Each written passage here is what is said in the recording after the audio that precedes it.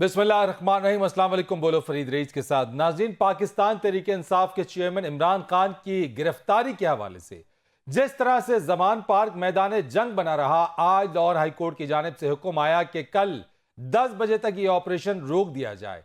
दूसरी जानिब Islamabad high court से भी रिलीफ ना मिल सका और इस्लामाबाद हाई कोर्ट ने जो फैसला महफूज किया उसमें यह बात कही गई कि जो इनके नाकाबिले जमानत वारंट गिरफ्तारी हैं वो बरकरार रखे गए हैं, जबकि चेयरमैन पीटीआई की अंडरटेकिंग कल ट्रायल कोर्ट में पेश करने का भी हुक्म दिया गया है। यहां तक जो बात सामने आई और जिस तरह से लाहौर जमान पार्क में जो धमा चौकड़ी मची, जो शेलिंग हुई, पथराव किए गए पीटीआई कारकुनान की जानिब से, पुलिस के ऊपर पेट्रोल बम फेंके गए, ऐसा महसूस होता है जैसे एक जमात और रियासत के खिलाफ वो तमाम तर शरंगेजी और वो तमाम तर मजामत, ऐसा लग रहा है जैसे किसी और मुल्क की पुलिस के खिलाफ ये किया जा रहा है। लेकिन यहां पे सवाल यह पैदा होता है कि पाकिस्तान तहरीक इंसाफ के चेयरमैन इमरान खान अदालती हुक्म की तामील के लिए आने वाले पुलिस के साथ ताउन क्यों नहीं कर रहे? आखिर वो कौन सा डर है जो इमरान खान को ये समझ आ रहा है कि वो इसका सामना करने से वो कतरा रहे हैं? लेकिन साथ ही साथ एक चीज और भी है कि इमरान खान कारकुनान को रियासत के खिलाफ उकसाने के जिम्मेदार हैं। रियासत से टकराव की पॉलिसी क्या पाकिस्तान तहरीक इंसाफ के मफाद में है? और उसके साथ साथ अगर हम यह देखें कि आज इमरान खान ये कहते हैं कि मेरे हाथ में कारकुनान नहीं है, वो मेरी नहीं सुन रहे हैं, लेकिन यही इमरान खान जो है वो ये कहते नजर आते थे कि बाहर निकले, हकीकी आजादी के लिए निकले, और जो कुछ वो कहते थे ये आपको दिखाते हैं। आपने अपनी हकीकी आज़ादी की जंग लड़ते रहना है, ये जहाद है आपके लिए और इसी में आपका मुस्तकबिल है। मैं सारी कौम को ये कहता हूँ कि आपने अपने हकूक़ के लिए सड़कों पर निकलना है। एक तरफ इमरान खान ये कहते नजर आए और दूसरी तरफ ये बात सामने भी है कि उन्होंने कहा कि खास तौर के ऊपर इमरान खान कहते हैं जनाब के जेल जाने को तैयार हूं, समझ नहीं आ रहा कि आर्मी चीफ उनकी पुष्पनाई क्यों कर रहे हैं। ये इल्जाम एक बार फिर लगाया गया है इमरान खान की जानिब से एस्टैब्लिशमेंट के ऊपर। इन सारी चीजों के ऊपर गुफ्तगू करेंगे और बात करने के लिए मेरे साथ मौजूद हैं मुस्लिम लीग नून के सीनियर रहनुमा है राना एहसान अफजल साहब, आपका बहुत शुक्रिया। पाकिस्तान तहरीक इंसाफ के सीनियर रहनुमा फिरदौस शमीम नकवी, आपका बहुत शुक्रिया। और सीनियर सहाफ़ी तजियाकार आमिर इलियास राना साहब, आपका बहुत शुक्रिया। मैं इससे पहले कि राना एहसान अफजल साहब आपकी तरफ और फिरदौस शमीम नकवी साहब आपकी तरफ आऊँ, आमिर इलियास राना साहब मैं आपसे आपका तजिया चाहता हूँ सर इस सारी सूरत हाल के ऊपर कि ये सब क्या है। यानी एक तरफ जहां हकीकी आज़ादी के बयानिए को हवा देकर इमरान खान बाहर निकलने का कहते हैं, तो दूसरी तरफ वो कहते हैं कि चंद लोग हैं, चंद लड़के हैं जो मेरे कंट्रोल में नहीं है। फिर मुबैना ऑडियो लीक्स हमारे सामने आ जाती है जिसमें कहा जाता है कि एमपीएज एमएनएज लोग लेकर आए, कारकुनान लेकर आए, वरना उनको टिकट नहीं मिलेगा। यानी कैसे इमरान खान साहब जो है वो अपनी ही कही बातों से जो है वो यू टर्न या मुकर सकते हैं?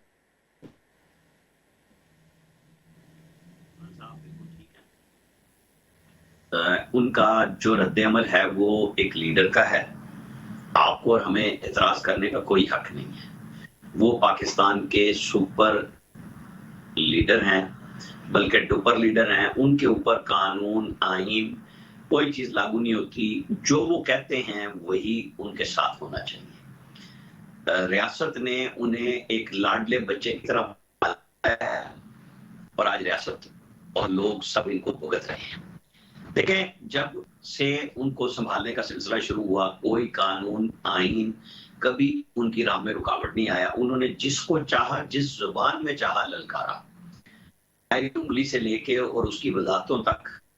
तो में हुकूमत में आने के बाद फॉरेन रिलेशंस में मुख्तलिफ हुकूमतों के साथ अपनी मर्जी के मुताबिक मामलात को तय करने से लेके और हुक्मरानी की फरागत पे आइन शिकनी का फैसला जब सुप्रीम कोर्ट ने किया उसके बाद से लेकर, और फिर जो बात लोग कहते हैं कि 29 नवंबर तक, 26 नवंबर की जो उनकी पिंडी में रैली थी, लॉन्ग मार्च का जो इख्तिताम था, वो भी उनके उरूज का था उस सेंस में कि वो अपनी मर्जी का आर्मी चीफ लेने आए थे। इस पर एतराज हो सकता है लोगों को कि हमारे लहजे पे बात करें, लेकिन इशू ये है कि जब आप इस तरह लीडरों को लाते हैं, चलाते हैं और फिर परवेज इलाही साहब के बकौल के उनकी नैपियां बदलते हैं और फिर इमरान खान साहब के कहने के बकौल के जनाब इंटेलिजेंस इदारों की मदद से आपके वोट पूरे कराए जाते थे, बजट में भी, इत्तेमाद के वोट में भी, तो वो फिर बंदे को जो इतना लाड प्यार मिला हो तो बड़ा मुश्किल हो जाता है। और आज वो आमिर इलियास आना साहब, एक चीज और भी मैं आपसे आपका तज्जिया चाहूंगा। वो कहते हैं जेल जाने को तैयार हूं, समझ नहीं आ रहा आर्मी चीफ क्यों उनकी पुष्टपनाही कर रहे हैं, यानी उनसे मुराद ये जो पीडीएम हुकूमत है उसके हवाले से। तो ए पॉलिटिकल अगर एक इदारा है और उसने कह दिया कि हम कोई मुदाखलत नहीं करेंगे, हम सियासत में किरदार अदा नहीं करेंगे, तो बार बार इमरान खान साहब एस्टैब्लिशमेंट को और मौजूदा आर्मी चीफ को फिर बिलखुसूस क्यों घसीटना चाह रहे हैं? देखिए, वही लाड वो प्यार जो गेट नंबर 4 पे बकौल शेख रशीद के शहबाज शरीफ को नहीं मिल रहा था और किसी को नहीं मिल रहा था, वो ये लोग दोबारा चाहते हैं। घसीटने का मतलब आज को छोड़ के और कल को छोड़ के उस वक्त तक तो यही था ना कि मुझसे प्यार करो और मुझे प्याले वाली मोहब्बत लौटा दो, ठीक है। अब जो नारे इनके लोगों ने लगाए और मुसलसल लगते रहे, वो किसी भी तरह ठीक नहीं काम हुआ। पाकिस्तान के लिए भी ठीक नहीं हुआ, इदारों के लिए भी ठीक नहीं हुआ। और मैं ये बात बड़े अरसे से कहता आ रहा हूं खुद कि हालात को अगर आपको ठीक करना है तो फिर सबको सच और पब्लिक का सच बोलना होगा, सरकारी सच नहीं बोलना। आप सबको लाड प्यार मिला, जिसने दिया जो हुआ, मानना पड़ेगा कि हाँ ये गलतियां की हैं। और बकौल फवाद चौधरी के फौज और खुद अदलिया सियासी जमातों का रोल हो गया अपने तौर पे। तो ये चीजें जब उनके ऊपर कोई एक्शन ना हो, वो बात होती रहे, फिर जब कोई दूसरा बोले यानी मरियम नवाज बोले तो उसके ऊपर उन सबको सेंसिटिविटी याद आ जाए कि अदालत हो। राइट सर, मैं जरा फिरदौस शमीम नकवी साहब की तरफ आ जाता हूं। सर जरा आपका मुझे लगता है कि कम्युनिकेशन इंटरनेट कनेक्शन है, इसको जरा दोबारा ठीक करा लेते हैं। मैं इतनी देर में फिरदौस शमीम नकवी और राना एहसान अफजल साहब से जरा पॉइंट ऑफ व्यू ले लूं। फिरदौस साहब, इतनी बड़ी कोई बात तो नहीं है कि अदालत के हुक्म की तामील के लिए अगर पुलिस आई और उसका सामना या उसकी तामील के सामने या उसकी तामील कराते हुए सर तस्लीम खम करते हुए अपना अपना बड़ापन दिखाते हुए खान साहब उनके साथ चले जाते, बजाय इसके कारकुनान को जमा होने की कॉल देते रहे जैसे पहले दी जाती रही, और उसके बाद एक तसादुम की कैफियत, रियासत के साथ तसादुम की कैफियत पैदा हो गई। आप समझते हैं कि क्या यह एक दुरुस्त इक़दाम है? क्या पीटीआई का पॉलिटिकल इमेज इससे बेहतर होगा या इससे मजीद जक पहुंचेगी?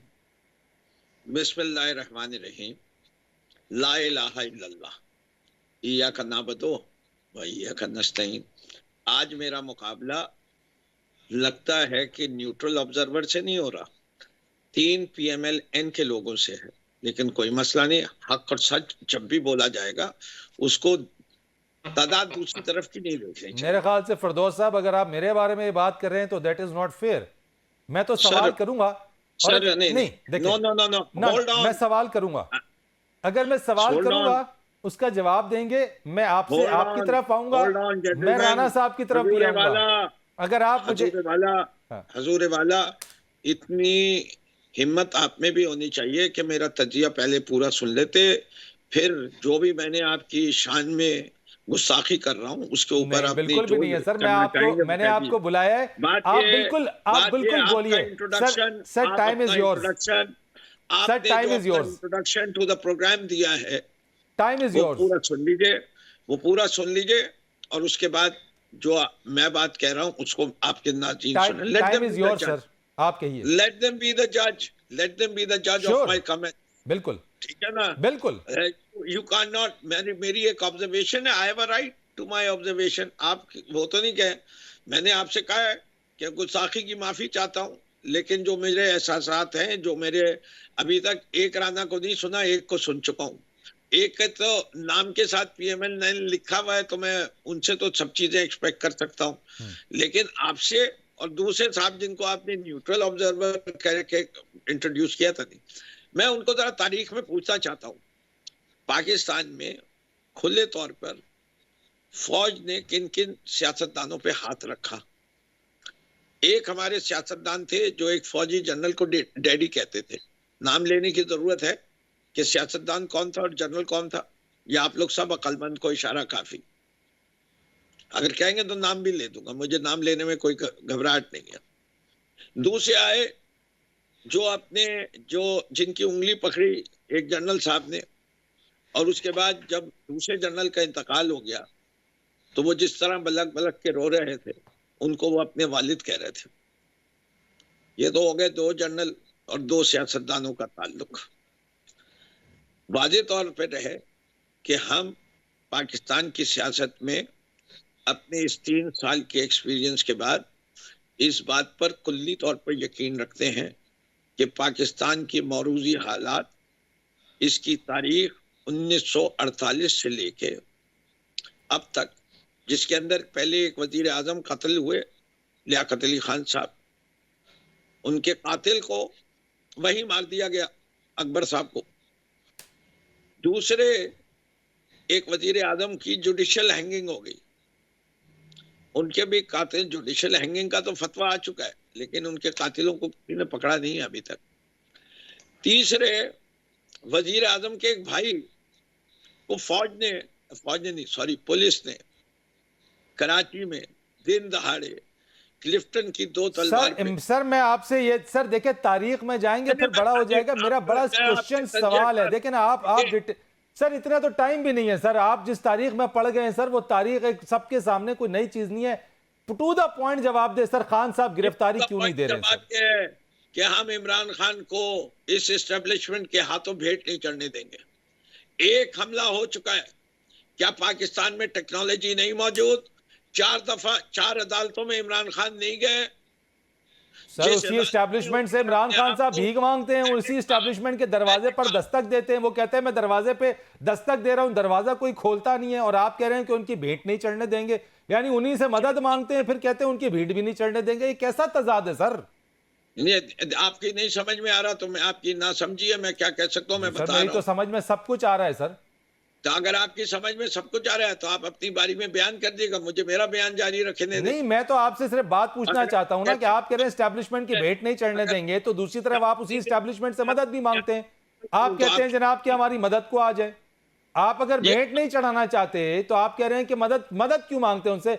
राना एहसान अफजल साहब, सर आप तो कहते थे कि पीटीआई इस मामले के अंदर कोई इनका मुकाबला नहीं कर सकती, इनके पास कुछ भी नहीं है। दूसरी तरफ यह कि आप मुझे एक बात बताएं कि इज इट सेन, ये कोई सेन डिसीजन है कि एक फॉर्मर प्राइम मिनिस्टर के लिए अगर आप कंप्लायंस के लिए पुलिस जाती है, वहां पे उसके घर पे शेलिंग की जाती है, वहां पे एक तसादुम की सूरत हाल पैदा कर ली जाती है। या तो आपके पास रियासत की अगर रिट है तो फिर आपने गिरफ्तार क्यों ना कर लिया? ये तमाम सीन जो क्रिएट हुआ, इससे तो पाकिस्तान की बदनामी हो रही है राना साहब। बिस्मिल्लाहिर्रहमानिर्रहीम। देखें, हुकूमत बिल्कुल उनको अरेस्ट कर सकती थी, लेकिन ये लाशों पे सियासत करना चाह रहे थे और वो इनको पुलिस ने नहीं करने दी। देखिए, पुलिस प्योरली अहकामात जो है वो उनको इम्प्लीमेंट कर रही थी, जो अदालत के अहकामात हैं, और वो वहाँ 15-20 लोगों के साथ इनिशियली गए। लेकिन फिर जिस तरह का रिएक्शन आया, जो अटैक पीटीआई के कारकुनों ने किए, वो पूरी कौम ने देखे। पेट्रोल बम फेंके गए, पथराव किया गया, लिटरली कह ले कि रेड अलर्ट जारी किया पीटीआई ने बार बार अपने सोशल मीडिया से कि यहां पहुंचो, कि जैसे कि कोई गैर कानूनी काम हो रहा है। आप ये देखें कि इमरान खान साहब इंटरनेशनल मीडिया पे, लेकिन आप भी तो रोजाना, राना साहब एक मिनट ना, जस्ट होल्ड ऑन सर, मैं फिर आप यहाँ, आपके वुजरा, आपके मुशीरान, आपके तर्जुमान दिन रात सुबह शाम वो एक गर्दान लगाते हैं, इमरान खान को गिरफ्तार होना चाहिए, इमरान खान गिरफ्तारी दे। यानी आप लोग इमरान खान की गिरफ्तारी के पीछे इतने उतावले हो गए हैं कि आपको सिर्फ वन पॉइंट यही एजेंडा नजर आता है कि इमरान खान गिरफ्तार हो जाएगा तो इस मुल्क के अंदर दूध की, शहद की नहरें बह जाएंगी। यानी कि ये सारी सूरत-ए-हाल पैदा करके अमन और अमान की सिचुएशन आपने ऐसी संजीदा और ग्रेव कर दी कि यहाँ पे लोग समझ रहे हैं कि लाहौर ना हो गया, यानी कोई पानीपत का मैदान छिड़ गया वहां पे। नहीं, ये कमाल हो गया यार। फरीद, मेरी बात सुने, ये हमने ग्रेव की सिचुएशन, यानी कि ये कितना सिंपल मैटर है कि आप अदालत में पेश हो जाएं। हमने रोका था 13 तारीख को इमरान खान को अदालत में पेश होने से, क्या हमने रुकावटें लगाई थी? क्या पीडीएम जो है वो इमरान खान को मशवरा देती है कि अदालत में मत पेश हो, अदालत का मजाक मत उड़ाओ? वो तो खुद उड़ा रहे हैं, खुद वो जो है वो कानून की धज्जियां उड़ा रहे हैं और वो कह रहे हैं कि मेरे पे ये कानून लेकिन उनका एक कंसर्न है ना, उनका एक कंसर्न है, उनका कंसर्न आपको भी मालूम है, मैं दोबारा रिपीट कर देता हूं। उनका कंसर्न क्या है? 1 पॉइंट कंसर्न है। वो कहते हैं कि जो तहफ्फुज देने वाले हैं उनसे हमें खतरा है, खान साहब की जिंदगी को खतरा है, खान साहब की सिक्योरिटी नहीं है, हम उन पर एतबार नहीं कर सकते, हम नहीं जाएंगे। बोल लेने दें, वो झूठ बोलते हैं। जिसने उनको गोली मारी उसका नाम मोहम्मद नवीद है, उनको इनकी हुकूमत ने, पंजाब हुकूमत ने अरेस्ट करके जेल में डाला हुआ है, उसका अतराफी बयान आ गया है। बाकी सब झूठ और प्रोपेगेंडा, इनकी सियासत है, सियासत कर रहे हैं ये उस इंसिडेंट से भी निचोड़ रहे हैं, सियासी मफाद ले रहे हैं। जिले शाह की जो उनकी हलाकत हुई उससे भी मफाद ले रहे हैं। और आज भी इनकी कोशिश थी कि कोई अमवात हो जाए। आपने यास्मीन राशिद को नहीं सुना, वो क्या कह रही थी कि ये तो पेट्रोल बम फेंक रहे हैं, कोई पुलिस वाले मर जाएंगे फिर क्या होगा, या कोई हमारा बंदा मर जाएगा। तो इनकी तो पूरी कोशिश थी। वो तो इमरान खान को फिर भी समझ नहीं आई, यास्मीन राशिद की बात नहीं समझ आई। असद उमर ने कहा चुप करके बैठो उसने, लेकिन इमरान खान कह रहा था बंदे बुलाओ, झगड़ा करो, आओ और बंदे बुलाओ, लड़ाई हो ताकि कोई मर जाए और फिर हम कह के देखो ये क्या हो रहा है। वो तो झूठ बोल रहे थे इंटरनेशनल मीडिया पे। इंटरनेशनल मीडिया पे कहते हैं कि मेरे पास बेल है, मेरे पास बेल है, फिर भी मुझे अरेस्ट कर रहे हैं। झूठे आदमी हैं, फ्रॉड हैं, प्रोपेगेंडा करते हैं, अब पाकिस्तान का नाम बदनाम करते हैं। तो फिर यानी कि आप हमें कह रहे हैं कि भाई हम ये कर रहे हैं, ये ड्रामा तो मैं एक कंसर्न तो है ना, आप जितना भी कह लें, लेकिन एक कंसर्न तो है। एक आम शहरी के नाते अगर कोई ये कंसर्न शो कर रहा है कि मेरी जान को खतरा है, तो वो तो दिल का हाल तो अल्लाह जानता है बेहतर ना, लेकिन वो अपना कंसर्न तो शो कर रहा है। उसके इस ट्रस्ट को, ये ट्रस्ट तो आपको देना होगा ना। एक मिनट, आखिरी बात, आप इजाजत दे दें कि जिसको भी लगे कि उसकी जान को खतरा है, ना उसके ऊपर रेफरेंस दायर होगा, ना उसके ऊपर फर्द जुर्म जाहिर होगा, ना वो अदालतों में पेश हो, सबको अलाउ कर दें, कहानी खत्म। ठीक है, मुझे मंजूर है, ये शुरू कर दें आज से कि जिसको लगे कि उसकी जान को खतरा है, जिसको लगे कि उसके खिलाफ कुछ चंद लोग हैं, उसको फिर अस्तना दे दें। ठीक है, उसको मैंने माफी एक ब्रेक लेना है जी। ठीक है, मेरे एक ब्रेक लेने दीजिए, ब्रेक लेने दे, ब्रेक के बाद आते हैं, सर बात करते हैं।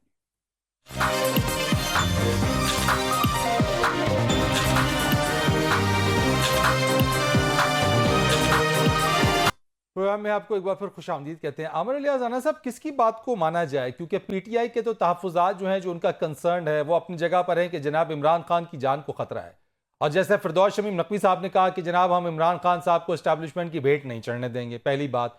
और दूसरी बात ये, वो कहते हैं कि चूंकि जान को खतरा है इसलिए हम उसकी कंप्लायंस या उसके लिए हम तैयार हैं सब कुछ के लिए, लेकिन इसकी कोई श्योरिटी। तो क्या आप नहीं समझते कि हुकूमत इस चीज़ में तहफ़्फ़ुज़ दे या ये यकीन दिलाए कि जनाब ठीक है, अगर आप जिस चीज़ के बारे में आप कंसर्न हैं, हम आपको यकीन दिला देते। ये कैसे यकीन दिलाया जाएगा खान साहब? देखें, दो चीजें हैं। पहली बात, फिरदौस शमीम नकवी साहब बड़े काबिल एहतराम हैं, अपनी पार्टी की नुमाइंदगी करते हैं, और मैं जर्नलिस्ट हूं और मुझे किसी के सर्टिफिकेट की जरूरत नहीं कि मैं क्या तज्जिया करता हूं। मेरे जवाब में इन्होंने जो हिस्ट्री बयान की वो उस बात की तस्दीक थी जो मैंने कही कि सब ने गलतियां की हैं और सब बैठ के उन गलतियों को सुधारने के लिए कोई रास्ता बनाएं इस मुल्क को चलाने के लिए। क्योंकि ये यूं नहीं चल सकता कि आप जब नैब को अपनी मर्जी से चलाएं और उस वक्त फिर एएनएफ एक पर्चा डाल दे, हेरोइन डाल दे उसके ऊपर, राना सनाउल्लाह पे, वो तमाम मुस्लिम लीगी रहनुमाओं को वो समेत आसिफ जरदारी के जो भी केस है, क्या वो ये सारे लोग जेलों में नहीं गए, अंदर नहीं गए? उन्होंने अदालतों से कब इस्तिस्ना मांगा? नहीं मांगा। हमें हकायक पे रहना चाहिए। जिस भी लीडर की जो भी बात है, हमें इमरान खान साहब की मकबूलियत पे कोई शक नहीं। मोहतरमा बेनजीर भुट्टो अपने आप को ना कराची में बचा सकी, उनके साथ बहुत सारे लोग शहीद हुए, लेकिन वो उस वक्त उनकी जिंदगी बची, वो पिंडी में आके शहीद हो गई। लोग लगे हुए थे, और लीडर हमेशा यही होता है कि फ्रंट से लीड करता है। सिक्योरिटी उनकी भी जिम्मेदारी है, स्टेट की भी जिम्मेदारी है, इसमें कोई शक नहीं। और मोहतरमा बेनजीर भुट्टो के बाद हमें और एहसास होना चाहिए कि लीडर्स बड़ी मुश्किल से पैदा होते हैं, क्योंकि पहले इस्लामाबाद हाईकोर्ट ने इमरान खान साहब को रास्ता दिया था। इमरान खान साहब के ऊपर कोई बड़ा केस इस सेंस में नहीं है कि उनकी लॉन्ग टर्म गिरफ्तारी होनी है। वो है कि उनके ऊपर केस हैं, सच्चे हैं झूठे हैं, वो कोर्टों में साबित होंगे जब चलेंगे। इस वक्त उन्हें सिर्फ अदालत में पेश होना था। उनको कहीं से डरा दिया गया कि आप तोशाखाना में पेश हो गए ना जिस दिन, बस फर्द जुर्म एक दिन में लगनी है। क्या शहबाज गिल की 3 महीने से लगी है? मैं हर जगह पे बात करता हूँ कि मेरा मकसद शहबाज गिल का नहीं है। मकसद ये है कि आपके पास वकला की टीम है, आपके वकला जाएंगे, उस फर्द जुर्म को भी जितना चाहे तवील अरसे तक रोक सकते हैं। ख्वाजा हारिस बहुत बड़े वकील है, उन्होंने वैलिड क्वेश्चंस भी उठाए हैं इसके ऊपर। लेकिन ये जो सारी बात हो रही है उस पे हो रही है जो इमरान खान साहब खुद कहते हैं कि दो नहीं, एक पाकिस्तान अमीर गरीब का है, एक पाकिस्तान बड़ों के लिए और छोटों के लिए, यानी अमीर गरीब सबके लिए एक ला होना चाहिए। वो बात वो है कि आपको खुद होना चाहिए पहले कि जी मैं जो कह रहा हूं वो मैं अमल भी कर रहा हूं। खतरा है, सिक्योरिटी लें, इदारों को कहें, सदर मुमलिकत को, इनकी साबका मिनिस्टर साहिबा ने, यास्मीन राशिद साहिबा ने आज फोन भी किया, वो लीक हुई या नहीं हुई है वो जाके अदालतों के मसाइल आएंगे सामने। आज तो सुप्रीम कोर्ट के जस्टिस साहब ने भी फरमा दिया कि हम जज भी कहां से आते हैं कि हमके ऊपर हमें तनकीद से रोका गया हमारे ऊपर, और पैमरा क्यों ऐसे ऑर्डर कर रहा है, और शरीयत कोर्ट में चले गए तो ये ऑर्डर ठहरेगा भी नहीं। मतलब वो इस तरह की चीजों के मुख्तलिफ चीजें उन्होंने कही हैं। तो बहस होनी चाहिए, जमहूरी तरह होनी चाहिए, अदालतों में भी हो और यहाँ पे भी हो, हल की तरफ आना चाहिए, क्योंकि हम वहां फंस गए हैं जहां पाकिस्तान चल नहीं रहा। राइट, आपने बहुत जामे बात ही कह दी है आमिरुल्लाह साहब कि जहां पर हम उस जगह पे फंस गए हैं जहां पे पाकिस्तान चल नहीं रहा। फिरदौस साहब, आपने गुफ्तगू सुनी, मैं आपको एक दो जो वीडियोस हैं, क्लिप्स हैं, वो भी आपको दिखा देता हूं उस चीज के अंदर। पहले तो खान साहब सबको ये कहते रहे कि हकीकी आज़ादी के लिए निकलें, जरा पहले दिखाइए जनाब कि हकीकी आज़ादी के निकलने के लिए खान साहब क्या कहते थे और क्या उन्होंने कहा, ये दिखाइए। आपने अपनी हकीकी आज़ादी की जंग लड़ते रहना है, ये जहाद है आपके लिए और इसी में आपका मुस्तकबिल है। मैं सारी कौम को ये कहता हूं कि आपने अपने हकूक के लिए सड़कों पर निकलना है। जहाद है, अपने हकूक के लिए सड़कों पर निकलना है। लेकिन जब मामला खराब हो गया, जमान पार्क पे पुलिस और पीटीआई कारकुनान आमने सामने आ गए, उसके बाद खान साहब क्या फरमाते हैं, ये भी देखिए। ये जो हरकतें हो रही हैं, ये मेरी, अब ये जो बाहर लड़के हैं ये मेरी नहीं सुन रहे। जब उनके ऊपर ये इंतशार हो रहा है और ये जो शेलिंग हो रही है, वो मेरी नहीं अब बात सुनते हैं। वो अब मेरा कोई कंट्रोल उनके ऊपर नहीं है। फिरदौस नकवी साहब, ये दो डिफरेंट चीजें हैं। सर मुझे बताइएगा कि एक लीडर के लिए एक बड़ी अहम बात यह है कि वो चीजों को आगे लीड फ्रॉम द फ्रंट करे, यानी कि अभी तो मामला यह नजर आ रहा है कि खान साहब अपने लिए बेल ले रहे हैं लेकिन कारकुनान के लिए जेल है, और फिर पहले ही खान साहब ने निकला और उसको जहाद का नाम दिया, और रियासत के खिलाफ जब ये सामना हो गया तो उसके बाद आज खान साहब ये कह रहे हैं कि ये मेरे कंट्रोल में नहीं है। ये कैसे मुमकिन है सर? मैं जानना चाहता हूं, समझना चाहता हूं। मैं आपको समझाने की कोशिश करता हूं, नाकाम होगी मुझे पता है, लेकिन मुझे अपना बयानिया मुकम्मल करने दीजिएगा। पहला ये पूरा क्लिप सुनाइए और उसके मैलो वकू के साथ कीजिए। ये क्लिप उस वक्त आया जब इमरान खान साहब ने कहा कि जमान पार्क को पुलिस घेरे में ले चुकी है, मुझे अरेस्ट किया जाएगा। मैं अपने तमाम फॉलोअर्स से ये अपील करता हूं कि मैं अरेस्ट हो भी जाऊं तब भी आप जो है हकीकी आजादी की जद्दोजहद जारी रखिएगा। ठीक है जी। मकसद ये, वो जद्दोजहद जारी रखने के लिए वो हर सूरत कह रहे हैं, चाहे वो अरेस्ट हो या भी हो। समझ में आ गई यहाँ वाली बात? ये वाला जो क्लिप मैंने दिखाया ये वो नहीं है, ये उससे पहले का है। ये मैं तो उसके बाद का ले लीजिए, वो भी चला दीजिए। वो तो तब भी यही बात कह रहे हैं ना जो मैंने कही है। क्या फर्क है कि हकीकी आजादी की जद्दोजहद जारी रहेगी। इमरान तो खान जिहाद किसके खिलाफ है सर, ये मुझे बताइए, जिहाद किसके खिलाफ है? किसके खिलाफ है? जिहाद पाकिस्तान के दुश्मनों के खिलाफ है। जिहाद उन इदारों के खिलाफ है जिन्होंने आइन को पामाल किया है माजी में। यानी पुलिस के ऊपर पेट्रोल बम फेंकना जिहाद है? जिहाद उस गवर्नर के खिलाफ है जो कि सुप्रीम कोर्ट के ऑर्डर को अपनी जूते की नोक पे रखता है कि 90 दिन आइन पूरा क्लियरली कहता है। पुलिस के ऊपर पेट्रोल बम फेंकना सर जिहाद है? जिहाद अब मुकम्मल करने दें यार बात, आप बीच में से उचक लेते हैं, बात का तसलसल टूट जाता है। जिहाद उनके खिलाफ है जिनके ऊपर इंटरनेशनल मीडिया ने पनामा केस को डिस्क्लोज किया, हमने नहीं किया। फसन जो उस पेपर्स आए हैं वो पीटीआई के क्रिएटेड नहीं है। जिहाद उसके खिलाफ है जो मफरूर है, झूठ बोल के गया, जिसने आईएसआई के साथ मिलकर अपने ब्लड को मिला के जिस तरीके से मैनिपुलेट किया है, और उसके बाद यह उसने एक दफा भी 1 साल के इलाज कभी अस्पताल नहीं किया। झूठा वो है जो राणा साहब कह रहे थे, पहले अपने लीडर के झूठ गिनाऊं मैं उनके। जब हुदैबिया पेपर मिल हुई उस वक्त कतरी खात झूठ बोला। सर बात यह है कि ये वो नैरेटिव है या वो बयानिया है जो कि आप बार बार बयान करते हैं, लेकिन सर ये मानते क्यों नहीं है कि आपकी हुकूमत रही है?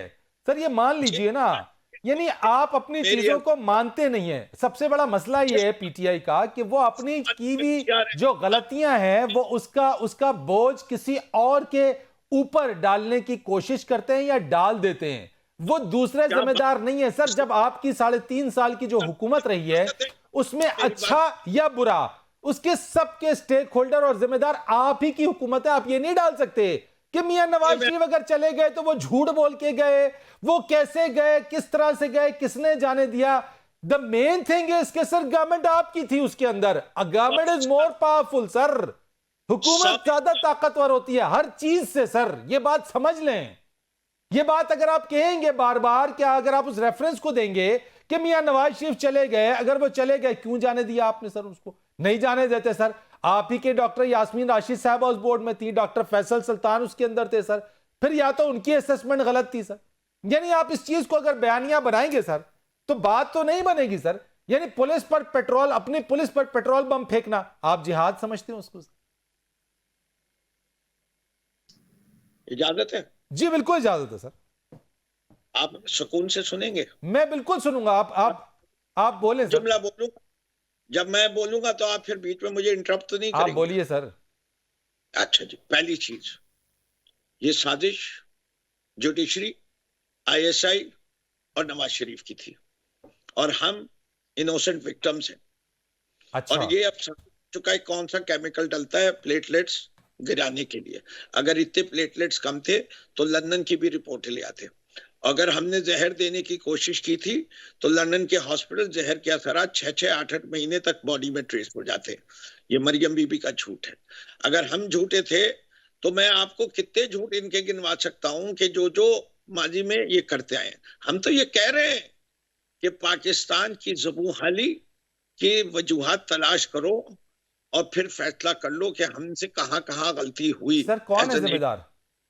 जी, जिम्मेदार कौन है पाकिस्तान की ज़बून-हाली का? पाकिस्तान की जिम्मेदार वो है जो इख्तियार में रहे। हमारे पास 3.5 साल रहा, हम उस 3.5 साल के जिम्मेदार हैं। जिन्होंने 40 साल हुक्मरानी की वो उस 40 साल के हुक्मरान है, जिसने 15 साल की वो उसका है, जिन्होंने 12.5 साल की वो उसका है। इसलिए कि हमारी ज़बून हाली की दास्तान और इन पीछे जो है वो जो आनी हाथ था, जो कि लियाकत अली खान की आंखें बंद होते ही नबरदस्मा नजर आने लगा सियासतदानों से, जिसमें हुसैन शहीद सोहरवर्दी, मोहम्मद अली भोगरा, ख्वाजा नाज़िमुद्दीन, ख्वाजा शहाबुद्दीन की किताब पढ़ लो, तारीख से सीखो। तो आप कहते हैं तारीख पे जाओ नहीं। चले फिरदौस साहब, आपने जो बात की ना, मैं राना एहसान अफजल साहब से इसका जवाब लेता हूं। जो आपने 3 जो बातें कही, आईएसआई, जुडिशरी, नवाज शरीफ, उन्होंने कहा साजिश की, उन्होंने, मैं राना साहब आपसे जवाब लूंगा। ब्रेक की कॉल है, ब्रेक के बाद आके आपसे इसका पॉइंट ऑफ व्यू लूंगा। एक ब्रेक लीजिएगा।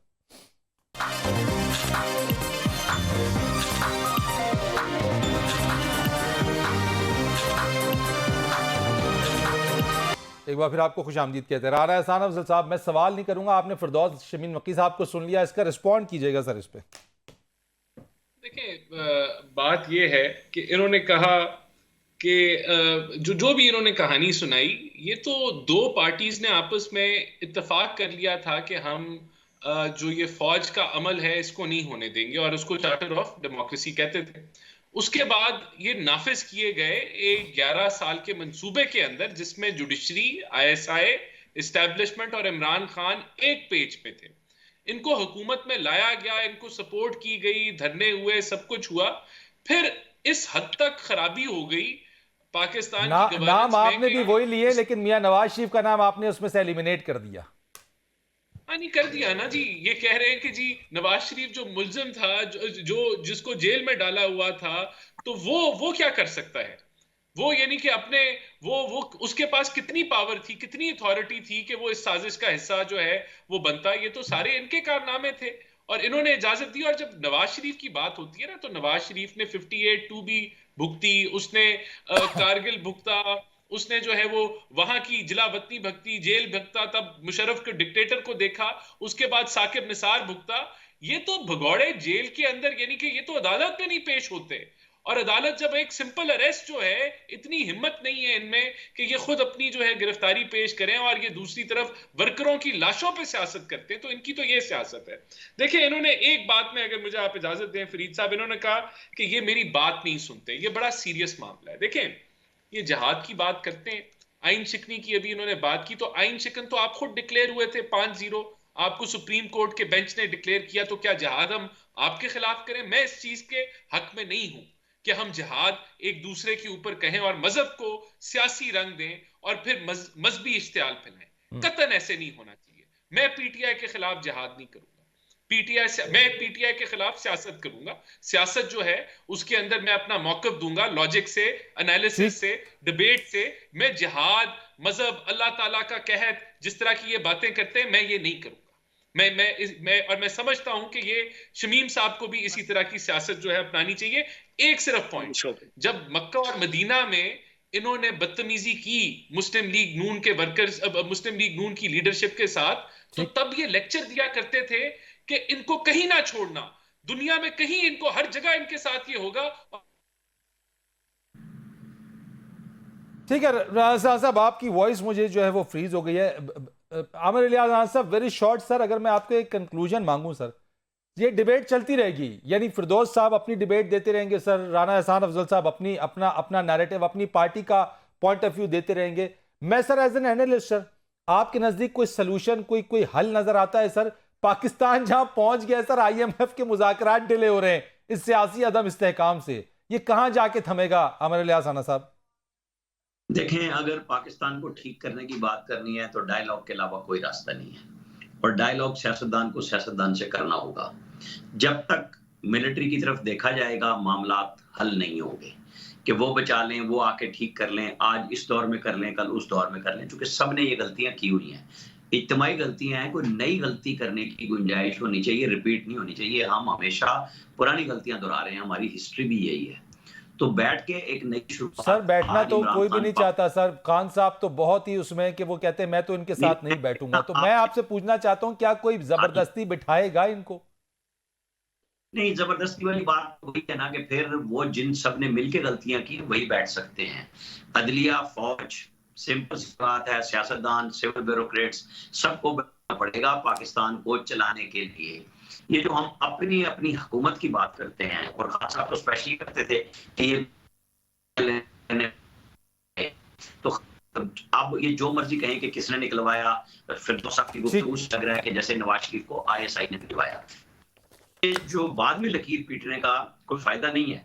फिर आइंदा के लिए उनको रोकने के लिए डायरेक्ट बात सियासतदानों से कर लेनी चाहिए। राइट, बहुत शुक्रिया आमिर इलियास खान साहब, thank you so much sir. आपकी बात बिल्कुल पर्टिनेंट, अपनी जगह के ऊपर। डायलॉग बहुत जरूरी है, आज नहीं तो कल, कल नहीं तो परसों, यहां पे सबको साथ बैठना पड़ेगा मुल्क के लिए, रियासत के लिए। सियासत बाद में होती रहेगी, लेकिन अगर रियासत बच जाए तो ये सबसे अहम जो कुलिया और नुक्ता है वो इस चीज के ऊपर होगा। आमिर इलियास खान साहब, thank you so much. Rana एहसान अफजल साहब, आपका बहुत शुक्रिया। फिरदौस शमीम नकवी साहब sir, thank you so much. Farid Rees को इजाजत दीजिएगा। अल्लाह हाफिज़।